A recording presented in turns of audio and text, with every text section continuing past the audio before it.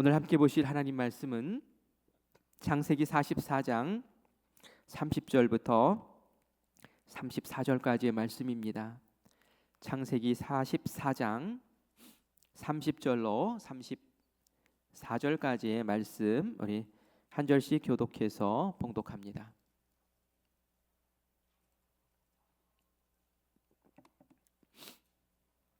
30절을 제가 먼저 읽습니다.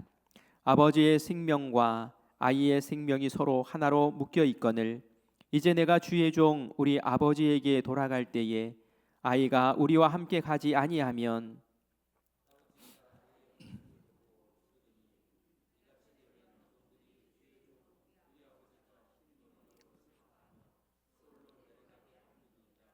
주의 종이 내 아버지에게 아이를 담보하기를 내가 이를 아버지께로 데리고 돌아오지 아니하면 영영이 아버지께 죄짐을 지리이다 하였사오니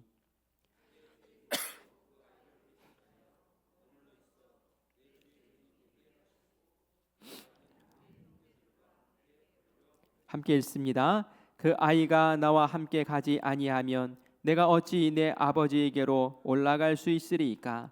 두렵건대 제가 내 아버지에게 미침을 보리이다. 아멘. 아멘.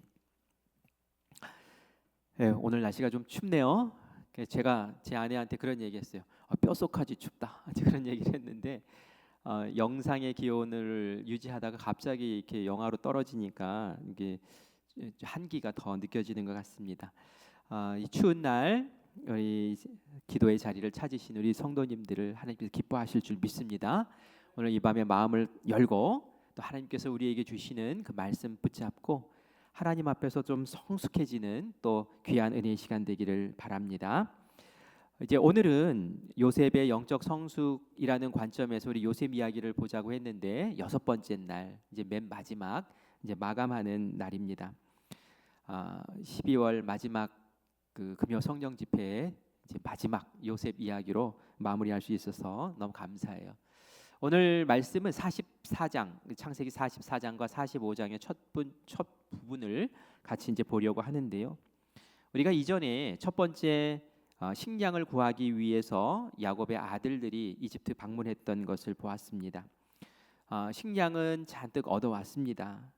그런데 마음은 너무너무 무거웠어요. 왜냐하면은 동행했던 시몬이라는 동생이 지금 이집트에 있는 감옥에 갇혔거든요. 그리고 가지고 온 그 식량 자루를 열어보니까 거기에서 식량 사려고 가져갔던 돈다발이 막 나오는 거예요. 이거 횡재다 이게 아니라 마음이 무거웠어요. 이게 도대체 우리에게 또 무슨 음모를 꾸미려고 이런 돈을 여기다가 넣어서 보낸 것인가? 마음이 무거웠어요.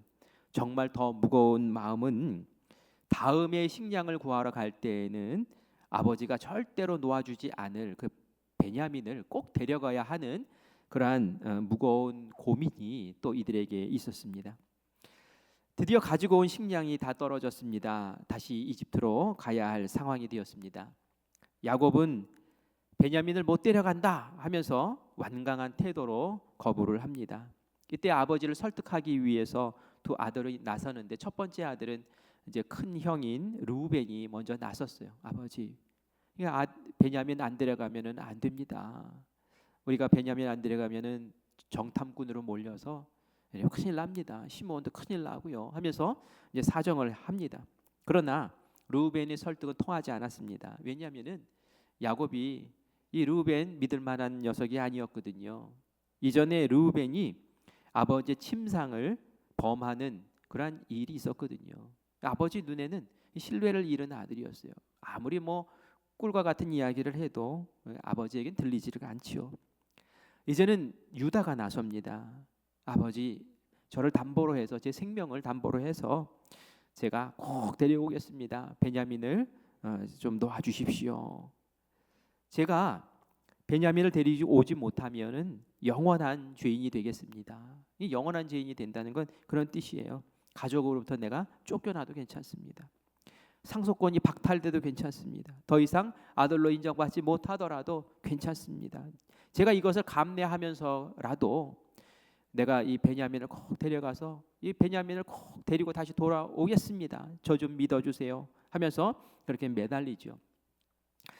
아마 야곱의 마음에는 이 유다의 이야기도 그렇게 뭐 썩 마음에 다가오진 않았을 거예요. 그러나 베냐민을 데리고 가지 않으면은 이 온 식구들이 다 굶어 죽게 생긴 거예요. 이 현실이 그런 거예요. 그러니 더 이상 지체할 수도 없고 굶어 죽을 판에 이 야곱이 결단을 내릴 수밖에 없었어요. 그 결단을 내리는 말이 창세기 43장 14절에 나옵니다. 우리 한번 야곱의 마음 같이 읽어보겠습니다. 전능하신 하나님께서 그 사람 앞에서 너희에게 은혜를 베푸사 그 사람으로 너희 다른 형제와 베냐민을 돌려보내게 하시기를 원하노라. 내가 자식을 잃게 되면 이르리로다. 아멘. 야곱이 이런 말을 할 리가 없는 사람인데 내가 베냐민을 잃으면 이르리라 하면서 베냐민을 포기하는 그런 모습을 우리가 보게 됩니다. 가족을 살리기 위해서 베냐민에 대한 집착을 이제 내려놓겠다는 것이죠.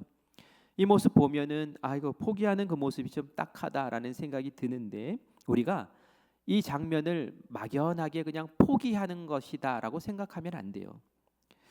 말씀을 잘 읽어보면 이것은 포기가 아니라 하나님께 맡겨드림이에요. 맡겨드림. 신앙적인 결단이에요. 왜냐하면 그 앞에 있는 말씀을 보면 우리가 알 수 있습니다. 하나님께서 은혜를 베푸사라는 말씀이 나오죠. 하나님께서 은혜를 베푸사 베냐민을 돌려보내게 하시기를 원한다.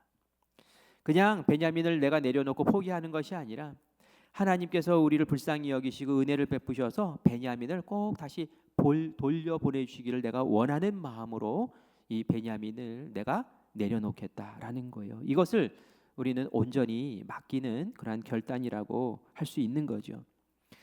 야곱은 이런 어려운 일을 통해서 이 고난을 통해서 야곱도 보니까 영적으로 이 성숙한 자리에 들어섰구나라는 것을 보게 되는 거예요.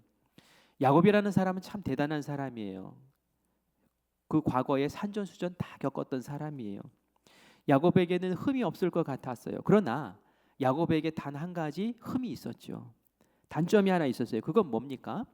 야곱에게 아내가 4명이 있었는데 그 중에 특별히 사랑했던 아내 라헬을 통해서 난 자식에 대한 편애, 이것이 바로 흠결이었다는 얘기예요. 야곱이 요셉을 너무너무 편애하니까 형들이 요셉을 너무 미워하고 결국은 노예로 팔아버리지 않았습니까? 야곱은 요셉이 죽은 줄 알고 그렇게 지냈던 걸 우리가 알잖아요. 이 야곱이 요셉에 대한 이 편애가 이제는 누구에게 쏠려요? 베냐민에게 쏠리는 베냐민에게 집중합니다. 이 베냐민이 마치 우상과 같은 존재가 돼버리는 거예요. 그런데 중요한 순간이 왔을 때에 어떻게 해요? 아브라함이 이삭을 바쳐라 할 때에 하나님 테스트한 거잖아요. 그 이삭을 정말 죽이라고 한 것이 아니라 정말 하나님보다 이삭을 사랑하는지 이삭보다 하나님을 더 사랑하는지 그거 한번 테스트해 본 거죠. 그때 아브라함이 이삭을 아낌없이 하나님께 내어 드리는 것을 보고 하나님 칭찬하셨던 것처럼 이 야곱도 자기가 애지중지했던 그 베냐민을 그 순간에 하나님의 은혜를 베푸셔서 돌려보내주시기를 정말 원하는데 설령 그렇게 하지 않으셔도 하나님 내가 잃으면 이르리이다 하면서 하나님께 온전히 이렇게 맡겨드리는 것을 봐요. 이게 바로 영적인 성숙의 끝자락에 지금 서 있다라는 것을 우리가 알 수 있는 것이죠. 아브라함도 이삭을 그렇게 하나님께 바쳤을 때에 하나님께서 더 이상 테스트하지 않으셨어요.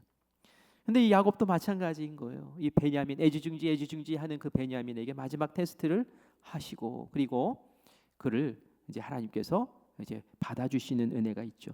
이렇게 했을 때 베냐민은 반드시 돌아오게 돼 있습니다. 우리에게도 여러 가지 그 마음의 방들이 있어요. 자녀에 대한 교육에 대한 방, 또 재정에 대한 방, 또 가족에 대한 방, 이렇게 방들이 다 있어요. 그리고 그 열쇠들이 다 있는데 그 열쇠를 내가 한 꾸러미 이렇게 쥐고 있을 때가 있어요. 이제 산전수전 겪으면서 고난의 끝자락에 선 다음에 내 자녀도 내 마음대로 되는 게 아니구나. 내 뜻대로 될 줄 알았는데 내 뜻대로 안 되는구나. 그걸 깨달을 때 그 열쇠를 하나님께 맡기죠. 하나님, 내 자녀의 양육권 하나님께 맡깁니다. 하나님이 여시고 하나님이 닫으시고 하나님이 푸시고 하나님이 묶으시옵소서라고 이제 맡기게 되는 거예요. 재정에 대한 것도 마찬가지고요.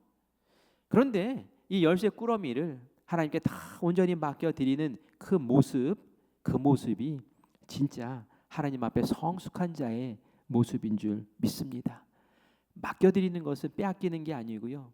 맡겨드리는 것은 내가 포기해버리는 게 아니고요. 맡겨드리는 것은 나보다 더 잘하실 분의 손에 그것을 위탁함으로 말미암아 더 풍성한 열매를 거두겠습니다라는 그러한 하나님을 신뢰하는 그러한 믿음인 줄 믿습니다. 우리 가운데도 하나님 이게 왜 잘 안 될까요? 하면서 전전긍긍하는 게 있다면 내가 이것을 하나님께 맡겼는지 아니면 내가 애처롭게 붙잡고 있는지 그것을 꼭 점검해 보시기 바라요.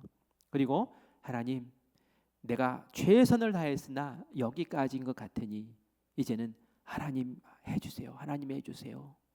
하면서 하나님께 위탁하며 나아갈 때 하나님께서 역사하시는 은혜를 꼭 맛보시기를 간절히 바랍니다.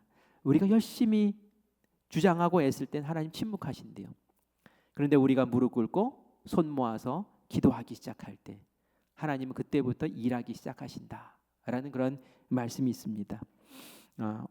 그게 바로 성숙한 자리이죠. 야곱이 이 고난을 통해서 성숙했던 것처럼 우리도 이런 성숙의 맡김이 있기를 간절히 축원합니다. 식량을 구하러 다시 이제 요셉 앞에 형제들이 쫙 섰습니다. 물론 그 자리에는 베냐민도 이제 있었죠. 요셉이 베냐민을 알아봤어요. 첫 번째 왔을 때 없었던 그 동생이 이제 보이는 거예요. 요셉의 마음이 울컥합니다. 그래가지고 다른 곳에 들어가서 팍 울고 나와요. 그 요셉의 마음이 어땠을까요? 베냐민이 왔네. 나의 사랑하는 동생, 이 베냐민이 왔구나. 이 베냐민을 어떻게 하면 좋을까? 지금 내가 막 내 정체를 밝히고 베냐민 끌어안고 그리고 우리 여기서 같이 살자고 그냥 그럴까? 이런 마음이 요셉에게 생겼을 것 같아요. 그런데 요셉은 그 시간 다시 마음을 차분히 가라앉히고 세수하고 그리고 감정을 억제하고 그리고 나서 다음 단계로 나아갑니다. 그 다음 단계는 뭐였냐면은 자기의 정체를 아직 밝히지 않고 이들에게 특별한 큰 잔치를 베풀어주고 다시 식량을 잔뜩 채워서 고향으로 돌려보내는데 다른 은밀한 계획이 있었어요. 그것은 형들의 진심을 이제 마지막으로 알아보기 위한 그러한 과정이었어요. 형들의 속마음을 알고 싶었어요. 정말 형들이 그 마음속에 무엇을 갖고 있는지 진심이 무엇인지를 한번 확인하고 싶었던 거예요. 요셉이 형들의 마음을 조금 맛을 봤죠. 형들을 처음 정탐꾼으로 몰아서 감옥에 집어넣었을 때 형들이 그곳에서 막 후회하는 이야기를 들었거든요. 과거에 우리가 요셉에게 잘못된 일이 있었는데 막 그 죄가 생각난다 하면서 막 자기들끼리 꿍시렁 얘기하는 것을 요셉이 들었어요. 형들이 이전에 나를 팔았던 노예로 보냈던 그것을 죄로 여기지 않고 무관심하게 지냈다가 이제는 그것을 죄로 알기 시작하고 그것에 대해서 후회하고 있구나 라는 것은 알았어요. 그런데 이 후회와 회개는 다른 차원이거든요. 우리 형들이 나와 정말 진정한 화해를 하고 나와 진정한 연합을 하려면 진정한 회개의 자리까지 섰으면 좋겠는데 그래서 이 요셉이 그걸 알고 싶은 거예요. 정말 형들이 이 죄에 대해서 끔찍하게 생각하고 이 죄에 대해서 정말 온전히 정리하고 싶고 이 죄에 대해서 정말 미안한 마음이 있고 이것에서 돌이키고 싶은 마음이 정말 있는가? 만약에 그렇다면 내가 이 형들과 정말 뜨겁게 화해하고 그리고 내가 이 형들에게 해주고 싶은 그 모든 것들을 다 해주고 싶은데 이런 마음이 있는 거예요. 그래서 그것을 주기 위해서 먼저 마지막으로 한 가지 테스트를 더 해보고 싶었던 것이죠. 잔치를 막 베풀어줘서 잔뜩 먹인 후에 이제는 식량을 잔뜩 챙겨서 이제 돌려보냅니다. 그런데 그 식량 자루에 은밀한 계획이 있었죠. 베냐민의 식량 자루에 그 요셉이 쓰는 은잔을 같이 숨겨놓고 성을 나가기 전에 덥석 이제 잡은 거예요. 붙잡은 거예요. 도둑으로 이제 몰기 위해서였죠. 요셉의 청지기가 얘기합니다. 너희들 어찌하여 선을 악으로 갚느냐? 어쩜 이럴 수가 있느냐? 누가 내 주인 요셉의 그 은잔을 훔쳐서 지금 도망가는 것이냐? 이 이야기를 들었을 때 그 형제들은 깜짝 놀랐죠. 너무 어이없는 얘기잖아요. 지금 우리를 많이 선대해주고 또 식량까지 이렇게 잘 챙겨주고 또 잔치까지 베풀어 줬는데, 아니 누가 감히 요셉의 집에 있는 그 은잔을 훔쳐온단 말입니까? 그런 일은 없지요. 그럴 리가 없습니다. 라고 얘기를 할 때에 이 청지기가 얘기합니다. 지금부터 조사를 하겠다. 은잔이 발견되는 사람은 노예가 되어야 될 것이다. 라고 말을 합니다. 그렇게 하시라고 우린 결백하다고 그렇게 이야기를 하는데 어떻게 됩니까?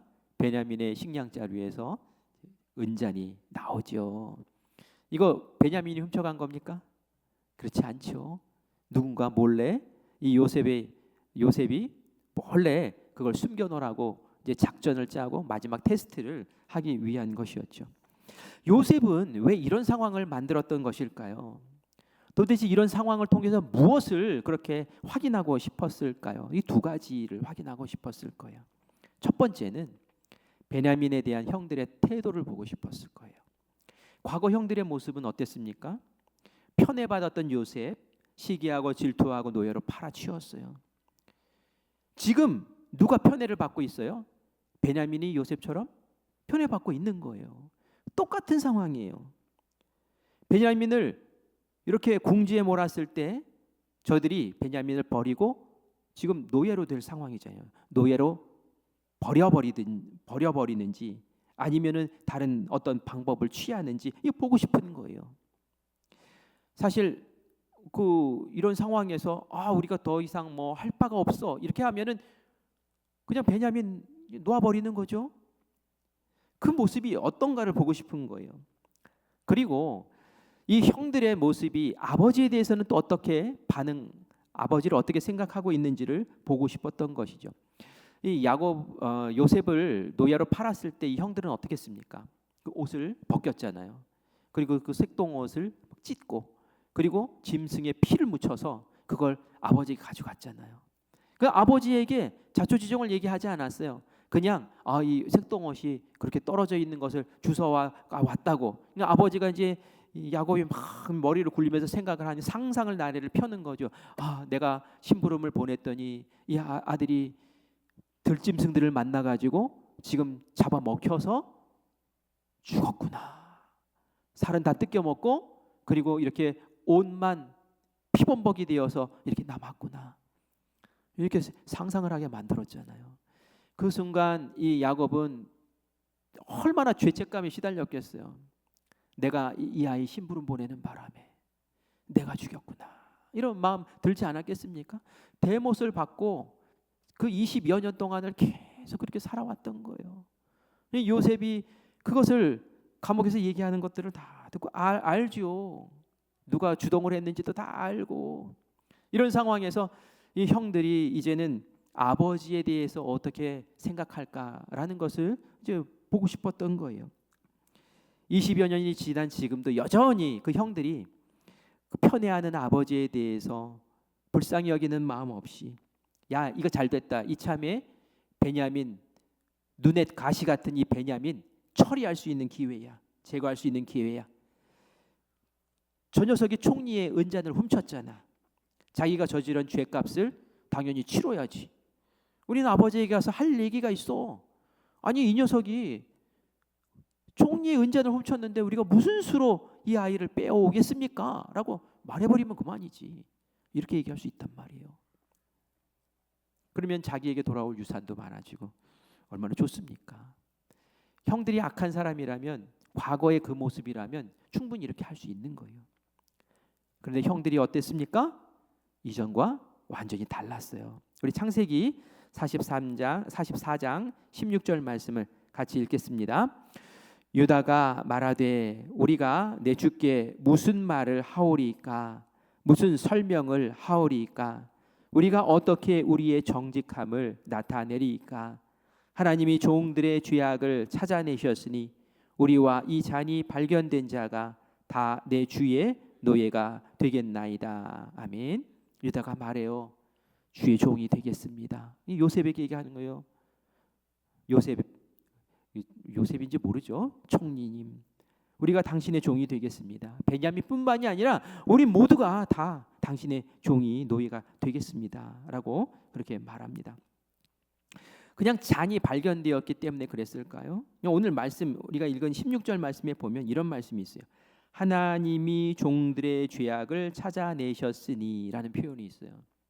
이 말은 뭐냐면은 유다가 지금 이 사건, 은잔을 발견한 사건을 딱 통해서 영적으로 느끼는 게 있는 거예요. 영적으로.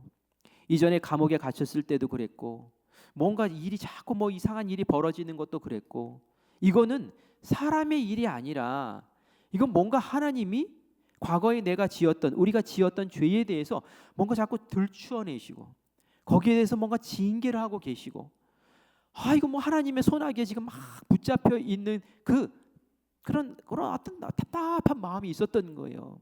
근데 아니나 다를까 그 은잔을 딱 발견해내는 순간, 이거 하나님이 하시는 거구나. 지금 뭔가 하나님이 지금 우리를 지금 밝히시려고 이러시는 거구나 라는 생각이 드는 거예요. 그래서 지금 베냐민 혼자서 노예 이게 아니라 우리가 전부 종이 되겠다고 얘기하는 거예요. 왜요? 우리 모두가 하나님 앞에 정말 끔찍한 죄를 지었던 사람이었다라는 것을 인식하고 있기 때문에 그런 것이죠. 요셉이 유다가 이렇게 얘기하는 것을 보고 이제 알아요. 야, 형들이 진짜 후회가 아니라 지금 회개의 자리에 들어섰구나. 정말 그들이 회개하고 있구나. 그들이 죄가 무엇인지 알고 죄에 대해서 심각하게 여기고 이 죄에 대해서 하나님이 지금 이렇게 움직이고 계시다라는 것을 느끼면서 이제는 회개의 자리에 서서 그 죄를 달게 받겠습니다 라고 그렇게 고백하고 있구나라는 것을 이제 요셉이 알게 되는 거죠. 회개로 나아가기 위해서는 여러 가지 과정들이 좀 필요해요. 그런데 회개에 들어가기 전에 가장 먼저 통과해야 될 그 문은 바로 이 후회라는 문이 있죠. 그런데 이 후회라는 문에서 이게 머물러 있으면 안 되죠. 후회에서 머물러 있으면은 아무것도 아니에요.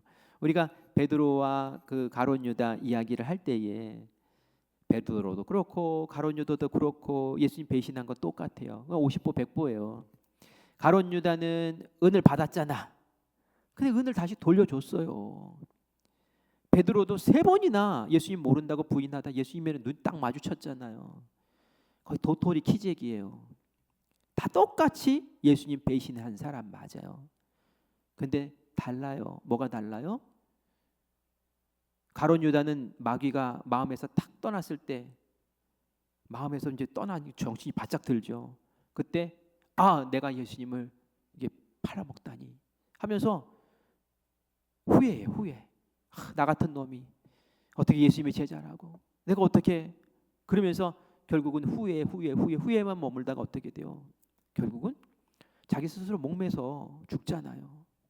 이 후회라는 것은 회개로 나아가지 않는 후회라는 것은 자기를 얽매고 자기를 붙잡아 묶고 좌절하게 하고 낙심하게 하고 결국은 자기 스스로 파멸하는 그 자리에서 맴맴 도는 것과 똑같아요.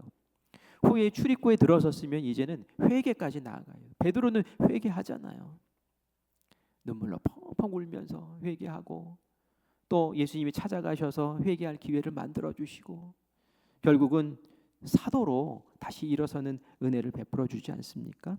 회개로 나아갈 때 진짜 회개가 될 때에 그때 역사가 일어납니다. 형들이 하나님 앞에서 이렇게 진실로 회개하고 있구나라는 것을 요셉이 이제 확실히 느끼는 것이죠.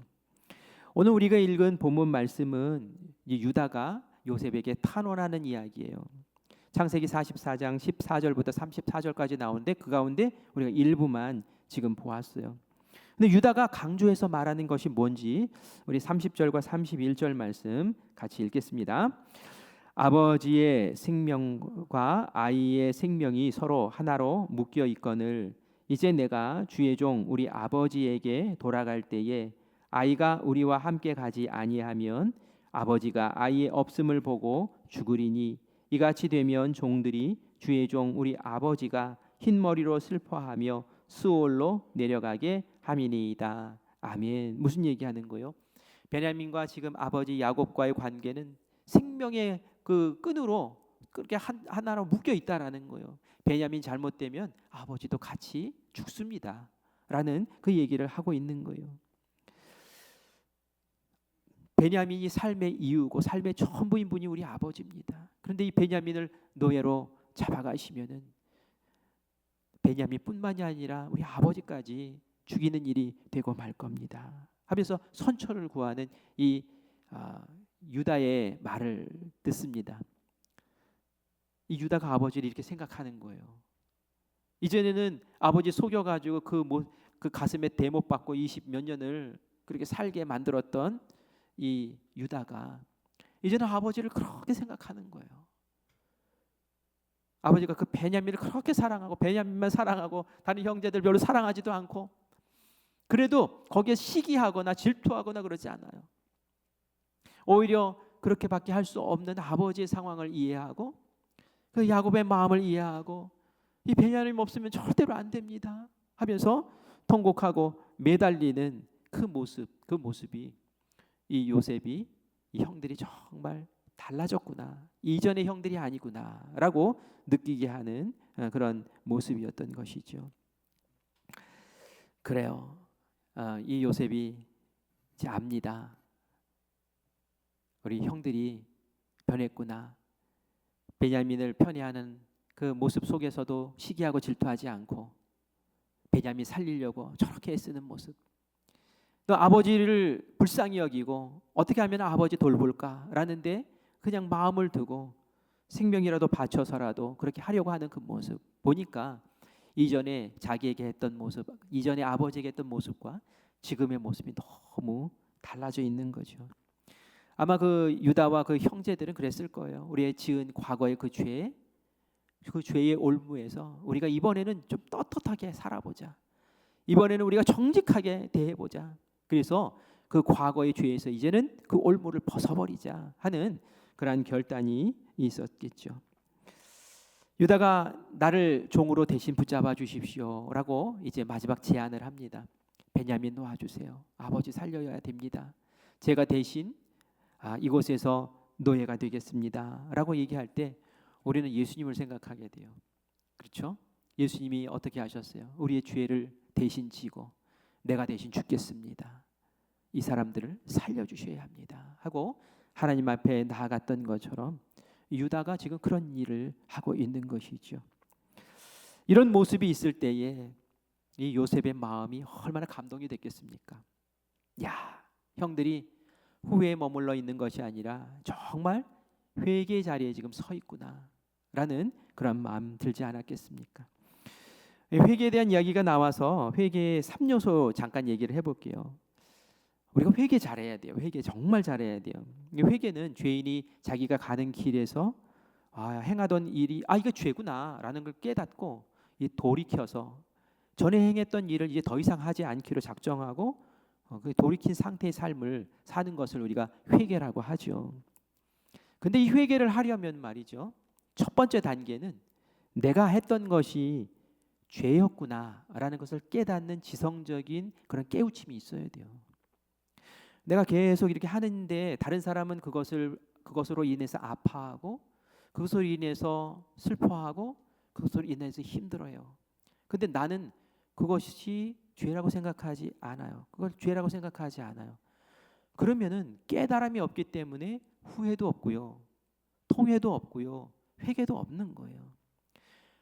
그 모습을 보면서 내가 미처 몰랐는데 이것이 내가 지은 죄였구나 라는 것을 딱 지적으로 알게 되고 각성하는 그 순간부터 회개는 이제 시작되는 것이라는 것이죠.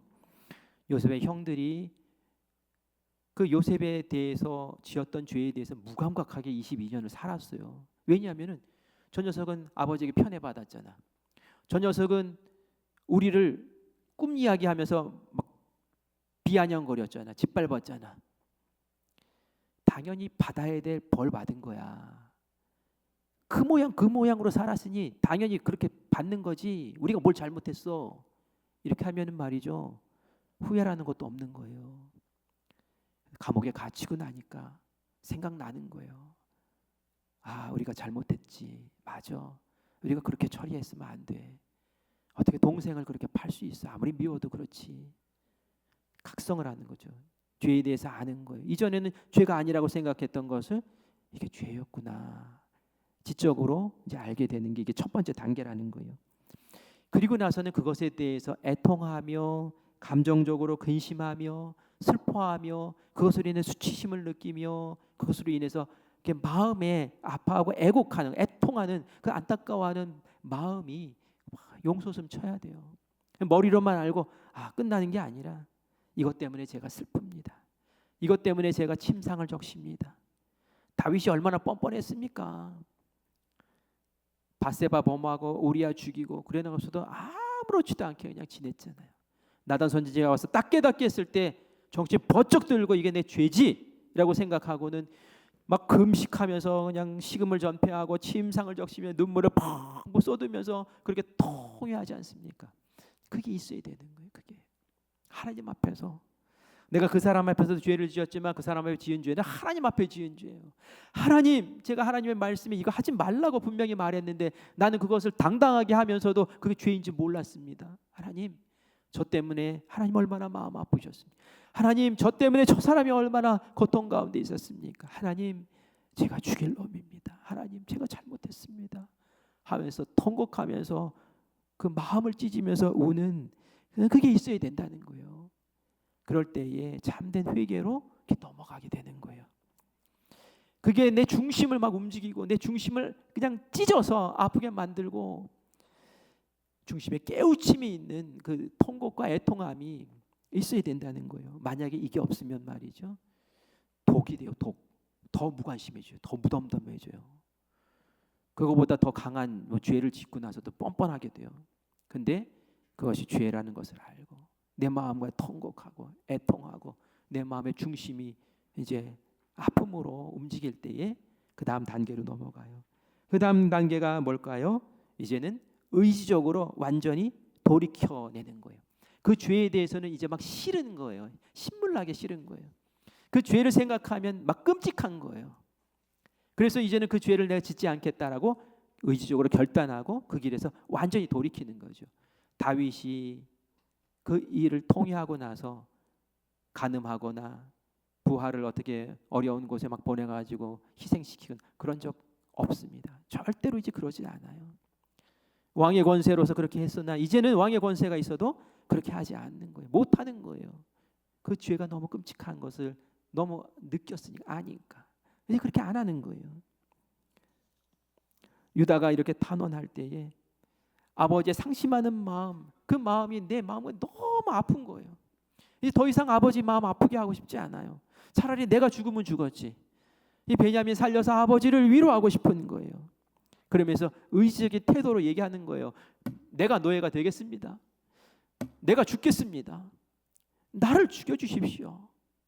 죄 없는 자기가 대신 죽겠다고 그렇게 나아가는 그 모습이 바로 이 회개의 끝자락까지 지금 와 있는 이런 유다의 모습이었다는 것이죠. 여러분들은 어떠십니까? 진정한 회개의 경험이 있으십니까?